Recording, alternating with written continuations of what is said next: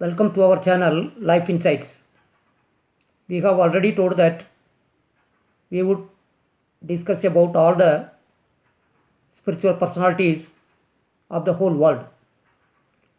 This time we have chosen to speak Thich Nhat Hanh. He is a Vietnamese Buddhist Zen monk. He is known to be the man of compassion. He was born in the year 1926 in Vietnam. At the age of 16, he became a Buddhist monk. He was so interested in Zen Buddhism. In particular, he was so attracted to the compassionate part of Zen Buddhism. He worked with Vietnam war victims. He involved himself in helping those people who suffered in the Vietnam war. For this cause, he went to US in the year 1966, and there he met Dr. Martin Luther King. In 1960, he founded a school of youth service in Vietnam. It is only to help the poor and needy. Those who are in need of help, he always helped those people. Vietnam was going through a hard time at that time. He helped in removing the suffering of the people of Vietnam.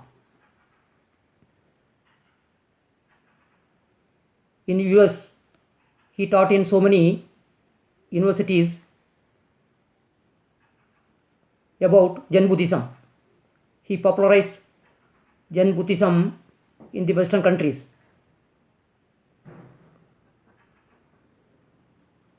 In 1969, he was leading